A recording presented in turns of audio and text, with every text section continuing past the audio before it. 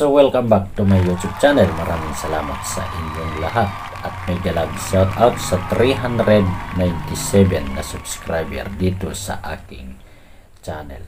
Maraming salamat sa mga sumusuporta, nanonood at sa mga nag-subscribe, ang mga nag-e-endorse dito sa aking channel. Maraming salamat po sa inyo at sana po patuloy nyong tulungan ang channel na ito para lumago at dumami ang kanyang subscriber. Ang channel na ito ay nagawa hindi para sa akin kundi para sa mga tao na nangangailangan ng tulong sa ating kapaligiran. At nais ko lang po na ipabatid sa inyo na kung kayo ay mag-subscribe dito sa aking channel ay wala pong masamang mangyari sa inyo, kundi kapag kayo ay nag-subscribe dito sa aking channel, kayo po ay malaking tulong na ang inyong nagawa. So kung ikaw ay bago pa lang dito sa aking channel, please subscribe, like at pindutin po ang notification bell at piliin mo po ang all para ikaw ay updated ka sa lahat ng aking video dito sa Rod Snag TV. At huwag din po kalimutan na ipag-anyaya at ibahagi sa inyong mga kaibigan, kakilala at kapamilya para sila ay mabigyan ng kaunting kaalaman tungkol sa mga batas at sa mga iba pa na may kinalaman sa ating buhay sa araw-araw. Ang ating pag-uusapan ngayon ay tungkol sa kung ano yung mga pwedeng ikaltas sa sahod ng mga manggagawa at kung ano yung mga bawal na ikaltas ng employer. So bago natin umpisan, tayo ay mag-intro muna.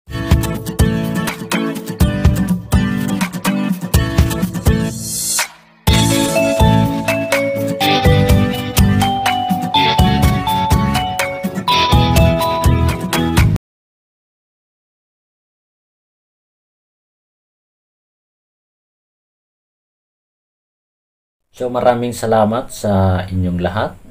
Ang ating pag-uusapan ngayon, gaya ng nasabi ko sa nakarang video natin, ay ang mga allowed na deduction sa ating mga sahod. Ang ating pag-uusapan ay nababase sa implementing rules and regulation ng Department of Labor and Employment sa Article 113 ng nasabing rules. Ang unang pwede na i-deduct sa sahod ng mga manggagawa ay ang una ay insurance. Ang insurance ay malaking bagay po para sa isang manggagawa. At merong memo galing sa Department of Labor and Employment issued by the DOLE Secretary na kinakailangan na lahat ng mga manggagawa ay meron silang insurance.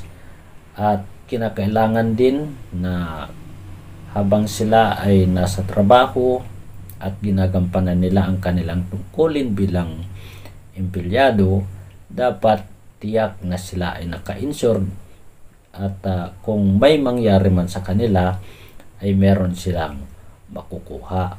So ang pagkakaltas ng employer sa insurance sa mga empleyado nila, ito ay allowed base naman sa patakaran ng ating Department of Labor and Employment sa Rules 113. Pangalawa na pwedeng ikaltas ay ang union dues. Ang union, ito yung grupo ng mga manggagawa.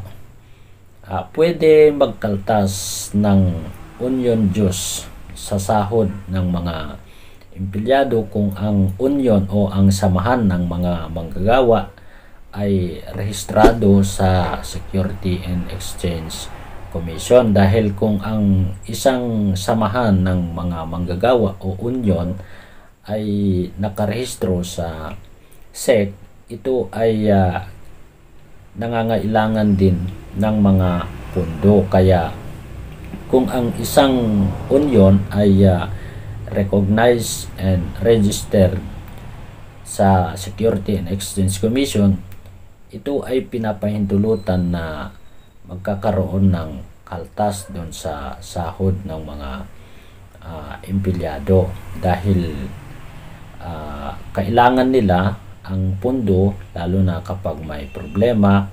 Kailangan nila ang pondo para sa legal assistance ng isang abogado, at hindi lang yan, sa mga papel din na kinakailangan na i-reproduce nila. So kung ang isang samahan ng mga empleyado ay registered legit, okay, ito ay pinapahintulutan ng DOLE na makaltasan sila sa sahod nila para sa pondo nila doon sa nakarehistro na union nila. Pangalawa na pag-usapan natin ay kung ano yung mga bawal na ikaltas sa sahod ng mga manggagawa. Una, yung kasban. Ang kasban, bawal ito na ikaltas sa sahod ng mga nasa pribado. Okay?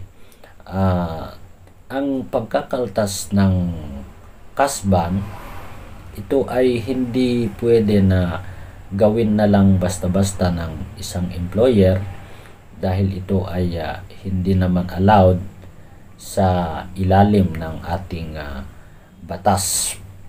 At kung magkakaltas man ang isang employer sa kasban, kinakailangan na patunayan niya ito, okay, sa Department of Labor and Employment, at kinakailangan na ito ay authorized siya na magkaltas ng kasban, o di kaya ito ay recognized na practice nila na sila ay magkakaltas ng kasban dahil sa mga etc.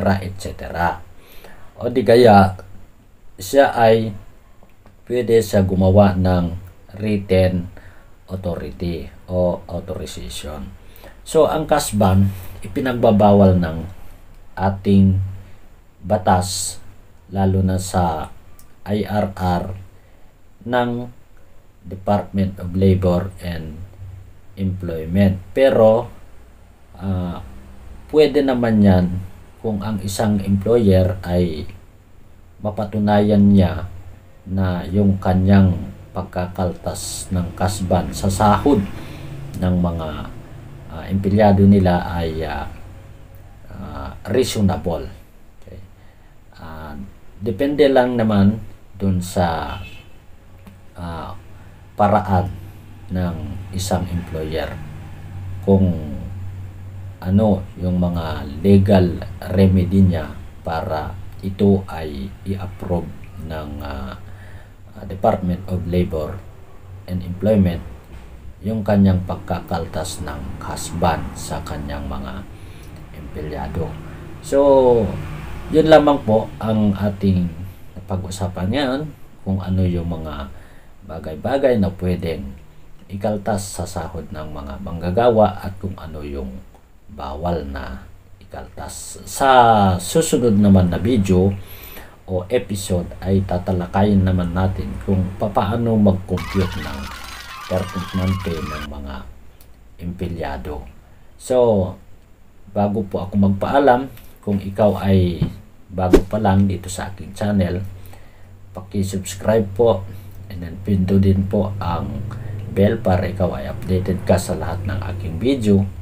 At huwag din po kalimutan na i-like ang aking channel. Maraming salamat po sa inyong lahat, at hanggang sa muli, pagpalain po kayo ng may kapal.